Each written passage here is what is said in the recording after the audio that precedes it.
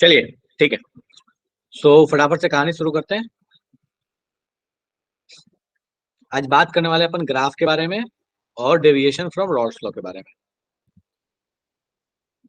Just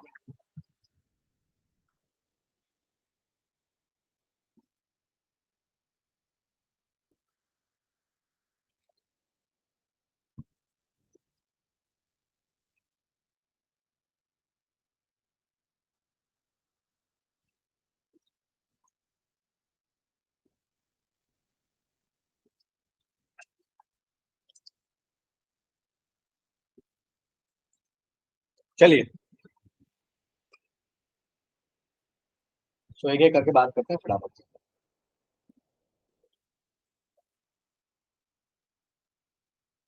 तो सबसे पहले कहानी, अच्छा, मैसेज मैं नहीं देख पाऊंगा, तो आप लोग को जो भी दिक्कत होगी ना सीधा ऑडियो में बता लेना, ठीक है? क्योंकि फोन चार्ज में लगा हुआ है तो थोड़ी दिक्कत है। चलो, आज अपन बात करने वाले ग्राफ कि भैया रॉल्स लॉ में ग्राफिकल रिप्रेजेंटेशन कैसे है।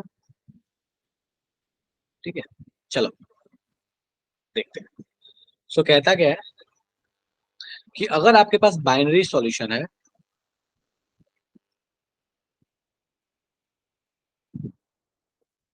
और आप चाहते हैं प्रेशर वर्सेस मोल फ्रैक्शन का ग्राफ प्लॉट करना। इस साइड में प्रेशर है, इस साइड में मोल फ्रैक्शन है। अब किसका मोल फ्रैक्शन ले रहे हैं, तो मान लेते हैं कि हम बाइनरी सॉल्यूशन में ए और बी है, अपन ए को लेके चल लेते हैं, ठीक है? तो फर्स्टली मैं ए को ले लेता हूँ, एक्स ए। इक्वेशन में यहाँ लिखता हूँ, तो टोटल प्रेशर बराबर क्या होता है, X A into P nought A plus X B into P nought B. अब अपने पास कहानी क्या है कि जब अपने पास एक्स से जीरो होगा, ये जब जीरो होगा तो समय एक्स बी वन होगा, एक्स बी अपने पास वन होगा, तो इसका मतलब जो पीटी होगा वो किसके बराबर होगा, पी नॉट बी के बराबर होगा। मतलब एक बात तो हम समझ लिए कि जब यहाँ पे एक्स से जीरो रहा होगा, ये जीरो है, ये अपने पास वन है, तो कहता है जब एक्स से जीरो रहा होगा तो जो टोटल प्रेशर है ये पी नॉट बी के बराबर रहा होगा। नेक्स्ट थिंग, हमने एक और बात देखा था कि पीटी जो है ये लीनियरली वेरी करता है विथ मोल फ्रैक्शन, ये लास्ट क्लास में देख चुके थे। मैं मान लेता हूं, एक एजम्पशन ले लेता हूं कि पी नॉट ए जो है इसकी वैल्यू पी नॉट बी से बड़ी है। ऐसा जरूरी नहीं कि हो, कम भी हो सकता है, ऐसा कोई जरूरी थोड़ी है कि होगा, बट मैं मानता हूं होता है। चलो, अब अपन जरा इस पॉइंट पे बात करते हैं, इस पॉइंट पे क्या रहा होगा। तो इस पॉइंट पे कहानी ऐसी रही होगी कि जब एक्स से अपने पास जो है वो वन हुआ होगा तो ऑब्वियसली एक्स भी जीरो हो गया होगा, और एक्स से जब वन हुआ होगा तो पीटी जो है वो पी नॉट ए के बराबर हो गया होगा। मतलब एक बात जो हम ये समझ लिए कि जब एक्स से वन है तो यहाँ पे जो कहानी है that is P nought B, और यहाँ सॉरी पी नॉट ए, और ये मैं एजम्पशन ले लिया कि P nought A P nought B से बड़ा है। यहाँ पे चूंकि ये लीनियर वेरी करता है तो हम ये बना सकते हैं ग्राफ, स्लोप भी बड़े आराम से निकाल सकते हैं, इसमें कोई दिक्कत नहीं है, दोनों का डिफरेंस होगा। चलिए, अब अपने पास आय की कहानी क्या है, तो अपने पास आय की कहानी ये है कि अगर हम चाहें तो इस ग्राफ को ऐसे भी तो समझ सकते हैं ना कि एक्स ए के टर्म में अगर हम बात कर रहे हैं तो हम चाहें तो इसको एक्स बी के टर्म में इस साइड से देख सकते हैं, क्योंकि यहाँ पे एक्स ए जब जीरो हुआ होगा तो एक्स बी कितना हो गया होगा, सॉरी एक्स ए जब वन हुआ होगा तो एक्स बी हो गया होगा जीरो। तो एक्स से जब ऐसे वेरी करता होगा तो एक्स बी अपने पास ऐसे वेरी करता होगा, ठीक है? और उस समय एक्स बी यहाँ पे क्या रहा होगा, जीरो, और यहाँ पे एक्स बी कितना रहा होगा, वन। ठीक है, तो इस तरीके से हम चाहे तो ग्राफ प्लॉट कर सकते हैं। जस्ट मिनट, थोड़ा सा कॉल है, जस्ट।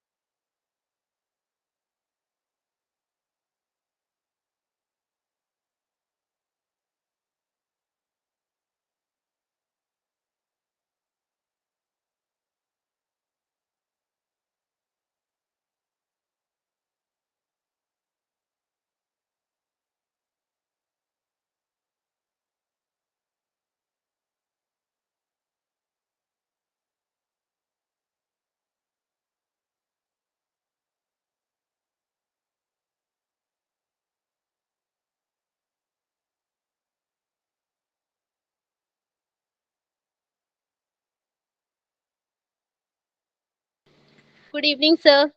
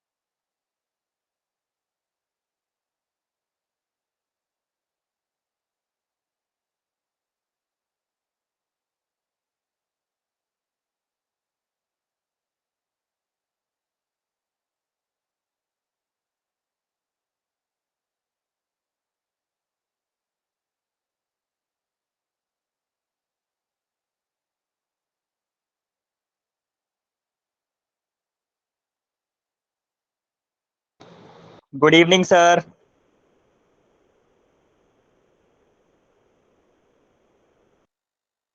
Hello.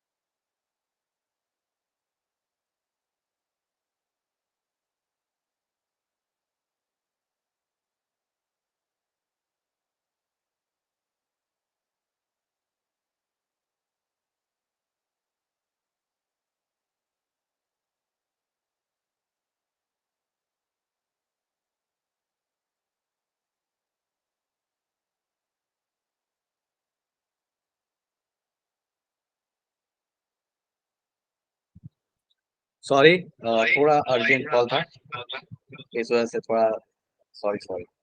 चलो ठीक है, तो कहाँ बात कर रहे थे, जस्ट मिनट। सो ये अपने पास कहानी है ग्राफ की। तो अपने पास हुआ क्या कि जब टोटल प्रेशर हम निकालना चाहते हैं तो दैट टोटल प्रेशर जो हो जाएगा दैट विल बी पीटी। ठीक है, अब अगर हम चाहें ना तो इसमें दोनों जो अपने पास वेपर से दोनों का इंडिविजुअल प्रेशर भी कर सकते हैं। दैट इज ये अपने पास हो जाएगा this one and this one. ये जो लाइन है अपने पास, ये लाइन अपने पास ए के साथ बदल रहा है, तो ये बेसिकली ए का वेपर प्रेशर है और दिस इज पीवी। और एक चीज जो हमें हमेशा ध्यान रखना वो ये है कि अगर किसी भी पॉइंट पे जो टोटल प्रेशर होता है that is PA plus PV. तो मान लीजिए कभी कोई क्वेश्चन आपको ऐसा मिल जाए जिस क्वेश्चन में मान लीजिए आपको ये हाइट दे दिया, ये हाइट दे दिया और ये आपको हाइट दे दिया, तो आपको समझ लेना है कि this is PA, this is PV. तो इसका मतलब ये जो पूरा हाइट होगा that is PA plus PV. तो बेसिकली आपको ये बस ध्यान रखना है, ये जो आपके पास है दैट इज टोटल प्रेशर, ये है क्या, तो हर एक पॉइंट पे पीबी और पीए का सम है। ठीक है, तो ये आपके पास कहानी हो गया रॉल्स लॉ का कि भैया रॉल्स लॉ का ग्राफ कैसे प्लॉट होता है with respect to mole fraction. ठीक है, अब रियलिटी में होता क्या है, तो रियलिटी में ना जस्ट हाँ ठीक है, तो रियलिटी में क्या होता है कि जो अपने पास जो एक्चुअल जो मिक्सचर्स होते हैं ना वो रॉल्स लॉ को पूरी तरीके से मानते नहीं है, पूरी तरीके से ना इसको एक्सेप्ट नहीं करते। उसमें कहानी ऐसी है कि जो रियल मिक्सचर्स होते हैं वो रॉल्स लॉ से काफी डेविएट करते हैं, उनकी कहानी रॉल्स लॉ से बड़ी अलग होती है। तो अब कहानी है कि अगर रॉल्स लॉ से बहुत अलग होती है तो कैसी होती है, क्या होती है, जरा उसके बारे में हम बात करने वाले हैं। तो होता क्या है, अब जरा इस चीज को ना हम समझने का प्रयास करते हैं। तो देखो रॉल्स लॉ से डेविएशन के दो कहानी हो सकती है जनरली। क्या हो सकता है, सो एक तो हो सकता है कि भैया अपने पास मान लो दो तरह के पार्टिकल को हमने मिक्स किया। जैसे मान लो कि ए एक ए को मिक्स किया था, कोई एक पार्टिकल ए था और एक पार्टिकल बी था। अब यहाँ पे क्या क्या चीजें हो सकती है, देखो हो ये सकता है कि अपने पास जब हमने ए बी को मिक्स किया है तो होगा ये कि हो सकता है कि ए और बी को मिक्स करने के बाद जो बना उसमें फोर्स ऑफ अट्रैक्शन पहले जो ए और बी था उससे अलग हो। और अगर वो फोर्स ऑफ अट्रैक्शन ज्यादा है, पहले का ए फोर्स ऑफ अट्रैक्शन और बाद का बी और स्टार्ट का बीबी फोर्स ऑफ अट्रैक्शन, ए और बीबी का जो फोर्स ऑफ अट्रैक्शन है उससे ज्यादा अगर ए बी का फोर्स ऑफ अट्रैक्शन हो गया तो कहानी क्या होगा, पहले फैल फैल के बैठे थे, ज्यादा फोर्स ऑफ अट्रैक्शन हो गया, चिपक के बैठ गए। चिपक के बैठ गए तो वेपराइज होने के चांसेस भी कम हो जाएंगे, आसानी से वेपराइज नहीं होंगे, फोर्स ऑफ अट्रैक्शन अच्छा हो गया। अब अट्रैक्शन अच्छा है, भैया वो चाहते नहीं एक दूसरे से दूर जाना, अब दूर जाना चाहते नहीं तो वेपर हम बना नहीं पाएंगे, वेपर हम बना नहीं पाएंगे तो टोटल वेपर प्रेशर क्या हो जाएगा, कम हो जाएगा। तो हम यहाँ पे बड़े आराम से हम ये कह सकते हैं कि अगर अपने पास ऐसी कहानी हुई कि हमने ए बी जो लिया था, चलो इसको मैं सीधे सीधे इस पॉइंट पे आता हूँ कि अगर आपके पास मान लो ऐसा हो जाए कि force of attraction A B ये ज्यादा हो जाए फोर्स ऑफ अट्रैक्शन ए से या फिर फोर्स ऑफ अट्रैक्शन बीबी से, तो होगा क्या, होगा ये कि जितना हम वॉल्यूम सोचे थे कि भैया हमने क्या किया 100 ml ये लिया 100 ml ये लिया, हमने सोचा था 200 ml बनेगा, पर दोनों में पार्टिकल्स में फोर्स ऑफ अट्रैक्शन है, उसकी वजह से वॉल्यूम क्या हो जाएगा, थोड़ा सा कम जाएगा क्योंकि अट्रैक्शन काम कर रहा है। तो हम यहाँ पे बड़े आराम से कह सकते हैं कि भैया इस केस में वॉल्यूम जो है वो डिक्रीज होगा। वॉल्यूम डिक्रीज होना इसका मतलब क्या होता है, तो इसका मतलब बड़े आराम से कह सकते हैं कि डेल्टा भी जो है वो निगेटिव होगा, क्योंकि वॉल्यूम डिक्रीज हो गया, फाइनल वॉल्यूम जो है वो इनिशियल वॉल्यूम से आपके पास कम है। ठीक है, इनिशियल वॉल्यूम क्या था, तो दोनों का सम था 100 ml 100 ml 200 ml, हमने उससे कम वॉल्यूम पाया। नेक्स्ट इससे होगा क्या, अब देखो यूजुअली हम ये मान के चलते हैं कि अगर फोर्स ऑफ अट्रैक्शन बढ़ा है तो इसका मतलब ये हुआ कि वो चीज स्टेबिलिटी की तरफ गई है, टोटल एनर्जी उसकी कम गई है। इसका मतलब हम ये भी कह सकते हैं बड़े आराम से कि भैया यहाँ पे जो डेल्टा एच है वो भी निगेटिव होगा, या ऐसे बोल लो कि इंथैल्पी जो है ये कम रहा होगा, तो टोटल इंथैल्पी है ये कमेगा, टोटल इंथैल्पी कमेगा, मतलब हम यहाँ बोल सकते हैं कि डेल्टा एच जो है ये भी आपके पास क्या रहने वाला है, निगेटिव रहने वाला है। एक क्वेश्चन और भी आ सकता है कि भैया डेल्टा जी की कहानी क्या है, डेल्टा जी भी निगेटिव होगा, क्यों निगेटिव होगा, क्योंकि भैया वो चाहते हैं ए भी साथ रहना, पहले ए अलग था बी भी अलग था, दोनों को साथ बैठाया चिपक गया दोनों, तो इसका मतलब वो चाहते हैं साथ रहना, इसका मतलब ये प्रोसेस क्या है, स्पॉन्टेनियस है। तो बड़े प्यार से हम कह सकते हैं कि यहाँ जो डेल्टा जी वाली कहानी है ये भी आपके पास क्या होगा, निगेटिव होगा। तो इस तरह से हम बोल सकते हैं कि अगर आपके पास कोई दो पार्टिकल ऐसा मिलाया जिसमें फोर्स ऑफ अट्रैक्शन अगर बढ़ गया है मिलाने के बाद, तो ये सारी चीजें हमें देखने को मिल सकती है। नेक्स्ट कहानी क्या हो सकता है, जस्ट इसका अपोजिट। लेकिन सवाल ये है यहाँ पे कि चलो ठीक है इसका अपोजिट हो जाएगा जो भी होगा। अब सवाल ये है कि फोर्स ऑफ अट्रैक्शन बढ़ क्यों जाता है, घट क्यों जाता है, ये चीज जनरली जो कॉन्सेप्ट है उस चीज को जरा समझ लेते हैं, लिख नहीं रहा बस सुन लो। जनरली अगर आपके पास मान लीजिए ए कोई ऐसा पार्टिकल था जिसमें मान लो हाइड्रोजन बॉन्ड काम करता था, वीक था, बीबी में भी हाइड्रोजन बॉन्ड काम करता था लेकिन वीक था, लेकिन जैसे ए बी को मिलाया तो एक ऐसा हाइड्रोजन बॉन्ड काम किया जो बहुत स्ट्रॉन्गर है। तो कोई भी जो नया फोर्स आ रहा है अगर वो पिछले वाले फोर्सेस से ज्यादा स्ट्रॉन्गर है तो ये कहानी आएगी। अगर कोई नया फोर्स आ रहा है जो पिछले वाले से कम स्ट्रॉन्गर है तो इसका मतलब वो बनाने के लिए माथे पे पिस्टल रख के बनाना पड़ा, वो चाहता नहीं था कि मिक्स हो जाए, हमने जबरदस्ती उसको मिक्स किया। तो जब जबरदस्ती हमने उसको मिक्स किया है, हमने फोर्सफुली उसको जब मिक्स किया है, तो हम यहाँ कह रहे हैं कि फोर्स ऑफ ए बी जो है ये लेस देन हो गया फोर्स ऑफ ए या फोर्स ऑफ बी बी से। एक दूसरा केस ये हो सकता है, होगा क्या, फाइनल वॉल्यूम बढ़ेगा। अब दोनों एक दूसरे को फुटिया देखना नहीं चाहते, नहीं देखना चाहते तो 100 ml को मिलाया तो 200 के बजाय 210 ml बन गया। तो बेसिकली हम यहाँ पे बोल सकते हैं कि जो डेल्टा भी है ये पॉजिटिव है आपके पास, क्योंकि फाइनल वॉल्यूम बढ़ गया। नेक्स्ट, अब क्योंकि हमें उसे फोर्सफुली करना पड़ रहा है, हमें एनर्जी देना पड़ रहा है, तो हम बड़े आराम से बोल सकते हैं कि या एंथैल्पी जो है वो बढ़ रही है, या फिर ऐसे बोल लो कि डेल्टा एच जो है वो आपके पास क्या होने वाला है, ग्रेटर देन जीरो, या ऐसे बोल लो कि भैया ये क्या रहने वाला है, पॉजिटिव। और चूंकि हमको पता है ये फोर्सफुली हम करा रहे हैं तो हम ये भी बोल सकते हैं यहाँ पे कि डेल्टा जी जो है ये अपने आप से तो होने वाला नहीं है, इसको कराना पड़ रहा है, तो डेल्टा जी भी क्या होगा, ग्रेटर देन जीरो। इंट्रोपी क्या होगा, देखो इंट्रोपी दोनों केस में आप प्योर लिक्विड को मिक्स कर रहे हैं, अगर मिक्सिंग कर रहे हैं तो आप रैंडमनेस को बढ़ा रहे हैं, रैंडमनेस को बढ़ा रहे हैं मतलब इंट्रोपी बढ़ रही है। तो इंट्रोपी में तो कोई दिक्कत ही नहीं है कि दोनों ही केस जो होगा उस केस में इंट्रोपी आपकी इंक्रीज हो रही होगी। तो ये आपके पास कहानी होगी, दो पॉसिबिलिटी है जो रॉल्स लॉ में अगर रियल कहानी रियल सॉल्यूशन देखे तो ऐसा होता है। अब इस चीज को क्या बोलते हैं, चूंकि यहाँ पे वॉल्यूम नीचे गया है, घटा है, तो हम इसको बोलते हैं निगेटिव डेविएशन, इसको बोलते हैं positive deviation from Raoult's law. तो this is negative deviation, real solution. और रियल सॉल्यूशन में ये हो गया आपके पास नेगेटिव डेविएशन, ये हो गया आपके पास पॉजिटिव डेविएशन।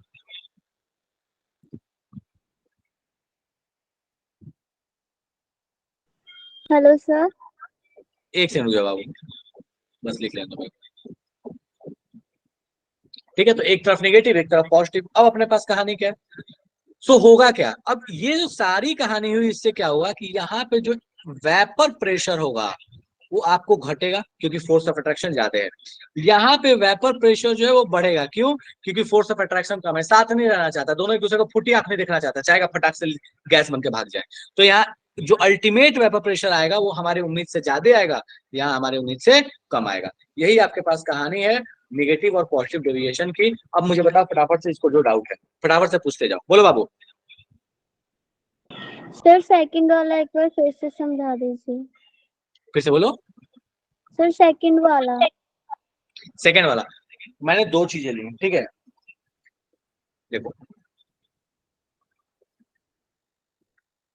मान लो ये अपने पास A particle A B particle दोनों, ठीक है।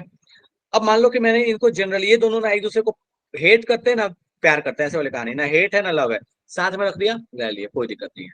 तो ये रॉल्स लॉ से डेविएट नहीं हुआ, दोनों को साथ रखे और दोनों चिपक गए, तो चिपक गए तो वो इनको अलग करना मुश्किल है, मतलब गैस बनाना मुश्किल है, गैस बनाना मुश्किल है मतलब यहाँ पे वेपर प्रेशर घट जाएगा, दैट इज नेगेटिव डेविएशन। सोचा था साथ रखे रहेंगे तो इतना वॉल्यूम लेगा, बट चिपक के तो बहुत कम वॉल्यूम ले रहा है।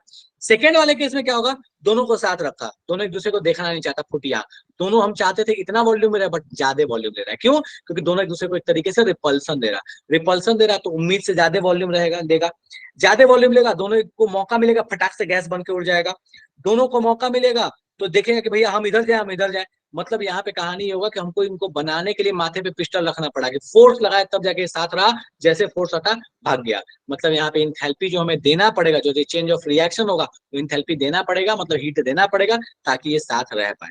तो ये कहानी आपके पास है पॉजिटिव डेविएशन की, डन है क्या, यस सर। चलेगा, चलो। सो अब यहाँ पे कहानी ये है कि भैया कौन कौन से ऐसे, देखो इसके बहुत सारे एग्जाम्पल्स हैं, अब उतने एग्जाम्पल्स पे प्रैक्टिकली डिस्कस करना बेवकूफी है, बुक में देखोगे तो बहुत सारे एग्जाम्पल्स मिल जाएंगे, बेसिक कॉन्सेप्ट हम समझा दिए, ठीक है। अब यहाँ पे देखो मैं कुछ एग्जाम्पल्स आपको दिया हुआ है और इसकी कहानी दी हुई है, थोड़ा सा उसको दिखा देता हूँ मैं, ठीक है। देखो ये आपके पास कहानी है रियल सॉल्यूशन की, दिस इज पॉजिटिव डेविएशन, मतलब हमने जितना सोचा उससे ज्यादा एक्चुअल जो प्रेशर हमें मिल रहा है उससे ज्यादा मिल रहा है, तो this is the case of positive deviation.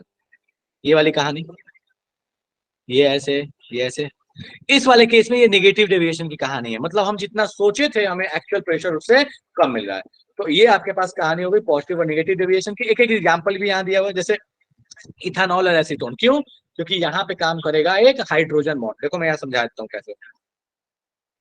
ये मान लो आपके पास है इथानॉल,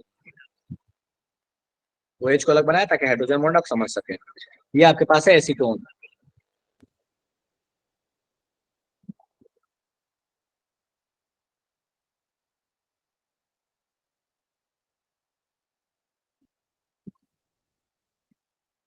अब इन दोनों के बीच में हो गया कुछ कुछ। क्यों कुछ हुआ? क्योंकि यहाँ पे है पॉजिटिव और यहाँ पे है निगेटिव। तो ये जो कुछ कुछ हुआ दिस इज हाइड्रोजन बॉन्ड। अब इस हाइड्रोजन बॉन्ड की वजह से क्या होता है कि दोनों चिपक जाते हैं, और दोनों चिपक गए तो इसका मतलब जो एक्सपेक्टेड वॉल्यूम था उससे कम वॉल्यूम ले रहा है, और इसका मतलब ये कौन सा डेविएशन हो रहा है? That is negative deviation. Done है? Sorry sorry sorry sorry, that is क्या ही बता दिया मैंने? मैं बता रहा था पॉजिटिव डेविएशन के बारे में, उल्टा ही बता दिया। रुक जाए 1 मिनट। ये इथानॉल और एसीटोन की कहानी उल्टा है थोड़ा सा, सुनो सुनो। इथानॉल और एसीटोन था ना, 1 सेकेंड। CH3 CH2OH। अब देखो यहाँ पे कहानी, CH3 COO CH3। पहले जब CH3 CH2OH था तो अलग कहानी थी। कहानी ये थी कि भैया इन दोनों के बीच में फोर्स ऑफ अट्रैक्शन काम कर रहा था। यहाँ पे काम करता था एक strong hydrogen bond, that is a bond. अब हुआ क्या कि जब तुम इसको एसीटोन के साथ में लेके आए तो यहाँ पे हाइड्रोजन बॉन्ड तो काम किया, लेकिन ये उतना स्ट्रॉन्गर नहीं है जितना इसका खुद के साथ स्ट्रॉन्गर चलता था। तो इस वजह से इफेक्टिवली हम ये कह सकते हैं कि भैया ए से ये ए भी फोर्स ऑफ अट्रैक्शन ये वीक है, और चूंकि ए भी फोर्स ऑफ अट्रैक्शन वीक है तो अपने पास क्या हो गया? Negative deviation. इस वाले केस में क्या होगा एसीटोन के साथ? चूंकि यहाँ पे क्लोरीन लिया हुआ है तो देखो ये ऐसे चलता है, सी है, ये Cl है, ये Cl है, ये Cl है, ये H है, और ये देखो एसीटोन की कहानी, ये O है। ठीक है ऐसे। अब यहाँ पे क्या हो रहा है? तो भैया इस H और इस O के बीच में खतरनाक वाला अट्रैक्शन चल रहा है। तो ये जो खतरनाक वाला अट्रैक्शन चल रहा है इसकी वजह से वहां पे वॉल्यूम कम हो गया। इसका खुद के साथ में उतना अट्रैक्शन नहीं हो सकता। क्यों नहीं हो सकता? क्योंकि हमको पता है कि हाइड्रोजन बॉन्ड अगर Cl के साथ ये बना रहा होता तो Cl के साथ हाइड्रोजन बॉन्ड उतना स्ट्रॉन्गर नहीं होता, ये उतना स्ट्रॉन्गर नहीं होगा जितना ऑक्सीजन के साथ होगा। इस वजह से हम बोल लेते हैं कि भैया क्लोरोफॉर्म जो है वो एसीटोन के साथ जो है वो नेगेटिव डेविएशन दिखाता है, और आपके पास इथानॉल के साथ पॉजिटिव डेविएशन दिखाता है। डन है मामला? देख लो एक बार फटाफट से फिर आगे बढ़े। सर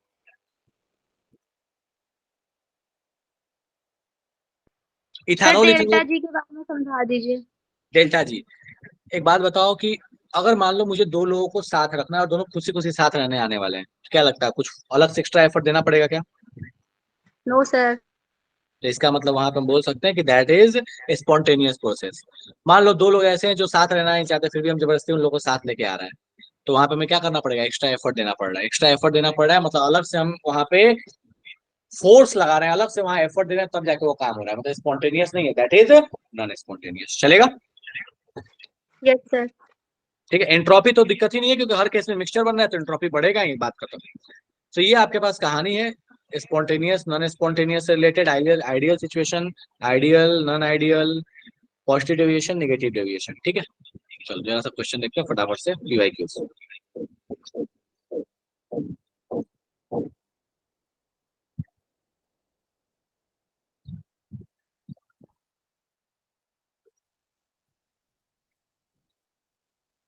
चलो एक फर्जी सा क्वेश्चन है।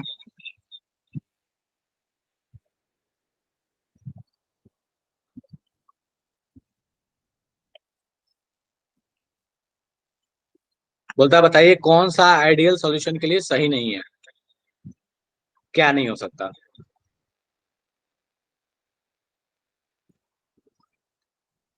Sir not D correct. होगा। डन है। आइडियल सॉल्यूशन है मतलब ना वॉल्यूम बढ़ेगा ना घटेगा, जैसा सोचे थे वैसा होगा। अच्छा बच्चा है, जैसा बात मानने वाला। ठीक है, चलो नेक्स्ट आते हैं अपन, that is azeotrope, maximum boiling azeotrope and minimum boiling azeotrope. पहले समझते हैं एजियोट्रॉप होता क्या है। देखो एजियोट्रॉप का मतलब है कि आपने क्या किया, आपने एक मिक्सचर लिया AB का, ठीक है, और इस ए बी के मिक्सचर में हुआ ये कि मान लीजिए आपके पास ए और बी का मिक्सचर लिया, इसमें mole fraction of A X है, mole fraction of B X B है, और आपने इसको किया वेपराइज।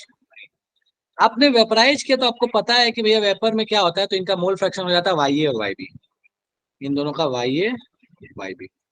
अब कहता है कि एजियोट्रॉप का मतलब क्या हुआ कि जब वेपर फेज का मोल फ्रैक्शन और लिक्विड फेज का मोल फ्रैक्शन जब बराबर हो जाए, मतलब कि आप उसको वेपराइज करके आप उसको डिस्टिल नहीं कर सकते हैं, आप उसको वेपराइज भी कर दीजिए फिर भी जो वहां पे आपके पास जो लिक्विड के अंदर में जो मोल फ्रैक्शन है या फिर लिक्विड के अंदर में जो आपके पास मिक्सिंग अमाउंट है, जिस रेशियो में वो मिक्स है, वही कहानी अगर आपके पास वेपर में भी रह जाए, गैस में भी रह जाए, तो इसी चीज को कहते हैं एजियोट्रॉपिक मिक्सचर। मतलब आप डिस्टिल करने जाइएगा, आप सोचिए कि इसको डिस्टिल करके दोनों को अलग कर लें, पता चला कि जिस रेशियो में लिक्विड में उसी रेशियो में आपके पास वेपर में भी आ गया। तो इस तरह के जो भी मिक्सचर्स होते हैं इन्हीं को हम बोलते हैं एजियोट्रॉप। डन है क्या? तो आसान भाषा में कह लो, इसको ऐसे कह सकते हैं कि वो नॉन आइडियल सॉल्यूशन। ये आइडियल में तो हो ही नहीं सकता, इसलिए आइडियल में नहीं हो सकता क्योंकि हमें पता है कि आइडियल में वाई और वाई बी जो है वो एक्स एक्स बी के बराबर ही नहीं हो सकता। इक्वेशन तो हम पहले ही पढ़ चुके हैं। तो ये जब भी हो सकता है तो नॉन आइडियल में हो सकता है। तो non ideal solution having same composition हो जाए, जो उसका लिक्विड में है वही उसका गैस में हो जाए या वेपर में हो जाए, composition in liquid as well as vapour. बोलता है कि लिक्विड और वेपर में अगर सेम कंपोजिशन हो गया तो इस तरह के मिक्सचर्स को हम बोलते हैं एजियोट्रॉपिक मिक्सचर। चलेगा क्या? फटाफट से मुझे बता दो, एजियोट्रॉप समझ में आया नहीं आया, क्या चीज होता है ये? बाकी मैक्सिमम बॉइलिंग मिनिमम बॉइलिंग अभी बात करेंगे, लेकिन ये बताओ जल्दी से, डन है ये? यस चलो सर। ठीक, ठीक है। तो अब अपने पास कहानी क्या, मैं लिख नहीं रहा, मैं सीधे सीधे इसको दे दे रहा हूँ आपको, ये देख लो। मैं इसको समझा दूंगा ये क्या कहता है। तो ये कहता क्या है? ये कहता है, और इसको बड़ा कर दो। तो एजियोट्रॉप जो दो तरह के हो सकते हैं, minimum boiling azeotrope, maximum boiling azeotrope. कहता है कि अगर बहुत बड़ा पॉजिटिव डेविएशन दिखाने की वजह से ये एजियोट्रॉप बन रहा है तो बोलेंगे कि that is a minimum boiling azeotrope, और बहुत बड़ा अगर निगेटिव डेविएशन दिखाने की वजह से बन रहा है तो इसको बोलते हैं मैक्सिमम बॉइलिंग एजियोट्रॉप। यही कहानी है आपके पास मिनिमम और मैक्सिमम बॉइलिंग एजियोट्रॉप का। ठीक है, जो फेमस एग्जांपल है दैट इज इथानॉल का वाटर के साथ, और यहाँ पे आपके पास है नाइट्रिक एसिड का वाटर के साथ। ये एक फेमस एग्जांपल है एजियोट्रॉप का, मिनिमम बॉइलिंग और मैक्सिमम बॉइलिंग एजियोट्रॉप का। ठीक है, तो बस इसको ध्यान रखना, ये होते क्या है, कैसे इनको बनाया जाता है, और इनका फीचर क्या है, इनकी खासियत क्या है। बहुत फेमस क्वेश्चन इसका बनता है कि भैया एजियोट्रॉप पे कुछ तो रिलेट करके दे देगा, जिसमें ये आपको बोल देगा कि बताइए इनको मोटे मोटे तौर पे डिस्टिलेशन करके अलग कर सकते हैं, नहीं कर सकते, क्यों नहीं कर सकते, इसी के आसपास में इसके क्वेश्चंस बनते हैं। बाकी और कोई खास क्वेश्चन बनता नहीं है। ठीक है, तो ये आपके पास है कहानी एजियोट्रॉप का। यहां तक डन है? चलेगा? यस चलो सर। ठीक है, बढ़िया। तो अब अपन बात करने वाले हैं कॉलिगेटिव प्रॉपर्टीज की, कि कॉलिगेटिव प्रॉपर्टीज क्या होता है। एक्चुअली कॉल जो था वो थोड़ा सा अर्जेंट था, मुझे जाना है कहीं, तो मैं थोड़ा सा कॉलिगेटिव प्रॉपर्टी बता देता हूँ क्या होता है, उसके बाद अपन देखेंगे। ठीक है, तो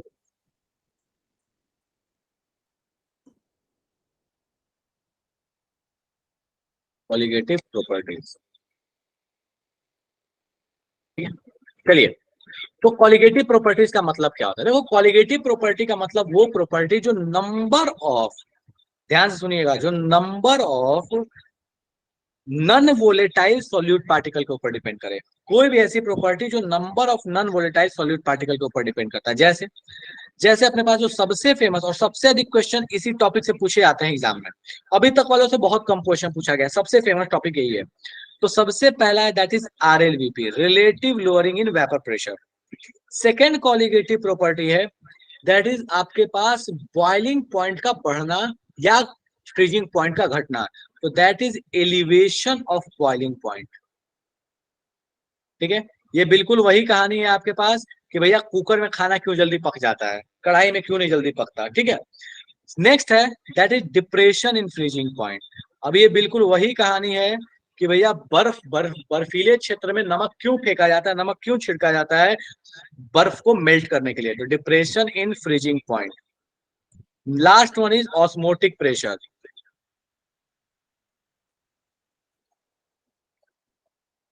ठीक है। तो ये होते क्या है, RLVP, elevation in boiling point, depression in freezing point, osmotic pressure, सब पे एक एक करके बात करते चलेंगे, ठीक है। सबसे पहले हम बात करेंगे RLVP की, भैया RLVP है क्या। RLVP, देखो RLVP का मतलब क्या था। इसका मतलब ये है कि मैंने एक सॉल्वेंट लिया, प्योर सॉल्वेंट लिया, उसका कुछ वेपर प्रेशर है, मैंने उसमें कुछ सॉल्यूट डाल दिया, वैसा सॉल्यूट जो कि नॉन वोलेटाइल था।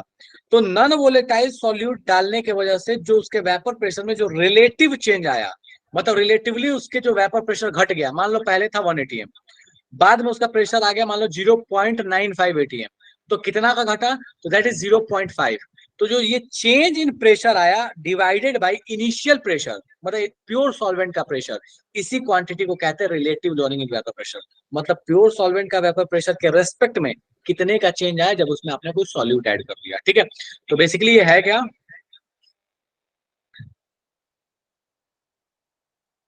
Change in vapour pressure of solvent by addition of non volatile solute.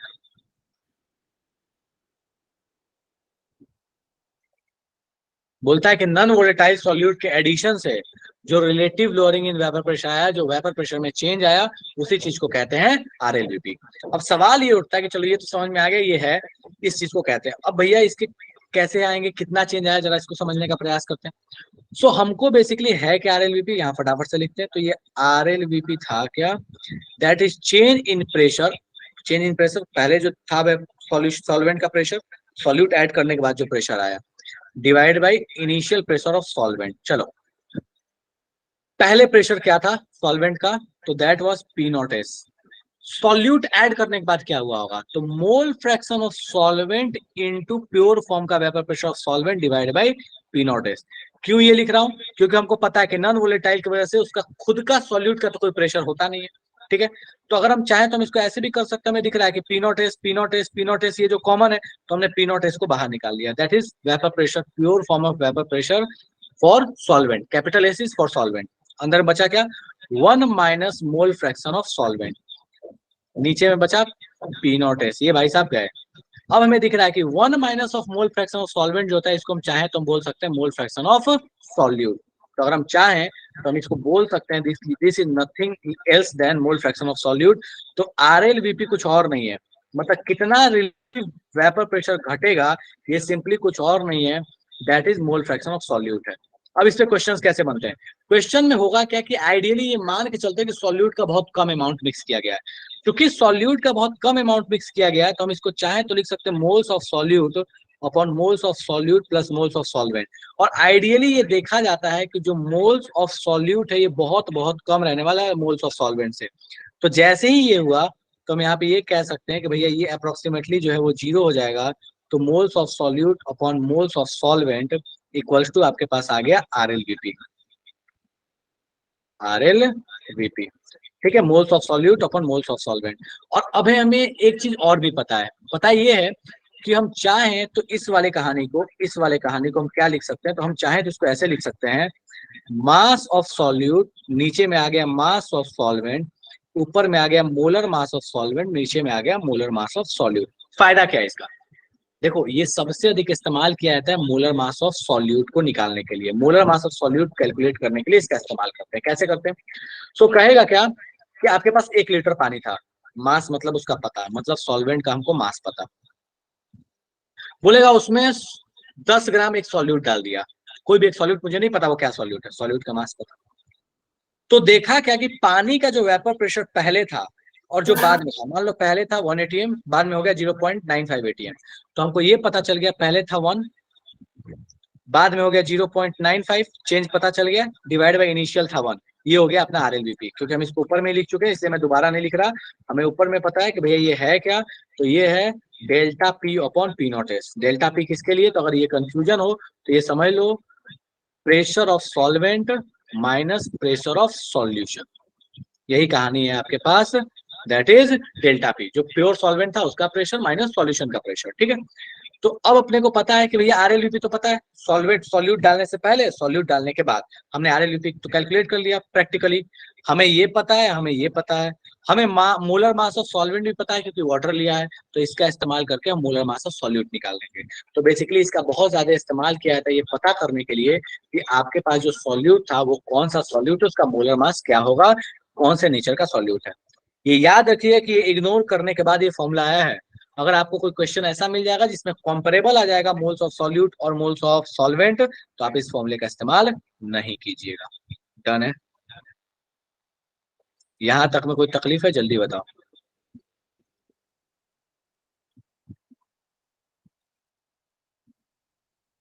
नहीं है यहां तक में कोई तकलीफ?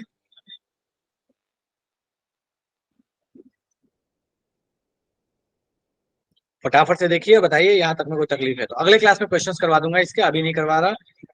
कोई डाउट है तो फटाफट से बता देना, थोड़ा जल्दी है आज, I am in little bit Hari. Sir मैंने क्वेश्चन पूछा था एक। बोलो बोलो जल्दी बोलो, क्वेश्चन बोलो। सर वो टेस्ट में आया था सर, वो मैंने ग्रुप में भेजा है। बेटा मुझे पर्सनली भेज देना, मुझे ढूंढना पड़ेगा। सर अभी अभी दोबारा से भेज दूं? अब मुझे भेजो, अभी जल्दी भेजो, मुझे ही भेजो, पर्सनली मुझे भेज दो, ठीक है? मुझे ढूंढना पड़ेगा बहुत सारे। पर्सनली कैसे भेजूं सर? मैंने अच्छा मुझे उसको- बता कौन से ग्रुप में डाली है, जल्दी बता बेटा मुझे। सर ये ड्रॉपर डाउट डिस्कशन वाला जो है सर, Dropper मैंने अभी doubt दोबारा ठीक। से भेजा है। हाँ ठीक है, एक उसी ग्रुप में दोबारा से कर दो, टैग कर दो, मैं देख लेता हूँ। अभी जो टैग किया 739, हाँ अभी जो Yes, टैग किया यही sir. ना? ठीक है देख Yes, रहा हूँ। sir. Okay okay. तो अपने पास क्वेश्चन दिया है कि 1 मोल ऑफ अमोनिया है, कंप्लीटली एब्जॉर्ब हुआ 1 लीटर सॉल्यूशन में, 1 m HCl, 1 m इतना, the decreasing order of the pH of the resulting solution Kb of ammonia आपको दिया हुआ है, ठीक है? Yes, sir. चलो, तो अपने से बोलता, अब मुझे एक बात बता बेटा कि अगर तूने 1 मोल अमोनिया, इसको जस्ट मिनट, तो अगर अपने को बोल दिया कि भैया आपने 1 मोल अमोनिया डाला है 1 लीटर सॉल्यूशन में, HCl था, तुम सोचो अगर HCl लेंगे उसमें अमोनिया जाएगा तो क्या बनाएगा? अमोनियम क्लोराइड बनाएगा जो कि एक सॉल्ट होगा। Yes, sir. सॉल्ट का पीएच क्या होगा? तो वो एसिडिक सॉल्ट होगा, तो उसका पीएच 7 से कम Yes, sir. एसिडिक होगा। एसिडिक सॉल्ट होगा। सेकंड जो है वो एक वीक एसिड है, वीक एसिड में तो अमोनिया डालेगी तो क्या बनेगा? वीक एसिड का सॉल्ट बनेगा। और चूंकि तुम्हारे पास क्या 1 मोल डाले हो और 1 मोल डाले हो, और जो एसिड भी है ये भी 1 मोलर है और 1 लीटर है, मतलब जो सॉल्ट बनेगा वो तुम सोच के देखो, तो एक वीक एसिड है और वीक बेस है, मतलब जो भी सॉल्ट बनेगा वो, इस बात की संभावना ज्यादा है कि थोड़ा सा वो बेसिक साइड में होगा, या फिर नहीं भी होगा अगर बेसिक साइड में, तो ये तो हाँ न्यूट्रल साइड में होगा, मतलब 7 के आसपास होगा, या तो थोड़ा कम या तो थोड़ा ज्यादा, यही हो सकता है। Yes sir. नेक्स्ट अपने पास क्या है? H2SO4 है। अब तुम मुझे एक बात बताओ कि अगर H2SO4 तुमने ले लिया तो तुम सोच के देखो कि तुमने अमोनिया डाला तो पहले तो वो सारा का सारा H+ अमोनिया को तो खा जाएगा, स्ट्रॉन्ग एसिड है तो, और Yes, देखो sir. तो उसमें 2 H+ को दे सकता है ना, तो वो तो एक H+ तो दे दिया अमोनिया को निपटाने में, और उसके बाद भी उसके पास खुद का और H+ बचा हुआ है, मतलब उसका एसिडिक नेचर अभी भी क्या है? बहुत ज्यादा है। बहुत ज्यादा है। ठीक, अब तुमसे क्वेश्चन क्या पूछा है? Decreasing order of pH. Yes, sir. सबसे अधिक पीएच कब? जब वीक के साथ रिएक्ट किया। Yes, sir. उसके बाद क्या? HCl के साथ रिएक्ट किया तो कम से कम HCl का तो एक भी H+ नहीं बचा हुआ है। Yes, sir. और उसके बाद क्या? सबसे अधिक एसिडिक कौन होगा? H2SO4, क्योंकि इसके पास खुद का भी HSO4 Yes, वाला sir. अब समझ HSO4 में आ बचा गया सर ये वाला। सर मैंने इसका सॉल्यूशन देखा था ना, उनने 3 अलग अलग फॉर्मूला लगाए थे तीनों के केस में। तो क्या तेल लेना है मेरे को, से मतलब नहीं, मैंने तेरे को जो बताया वो बात समझ में आ गया। यस सर, अब समझ में आ गया सर। एक और ये वाला क्वेश्चन है, ये लास्ट है, ये वाला भी एक बार बता दो, इसमें दोनों प्रेसिपिटेट देख लेता कैसे होंगे? हूँ।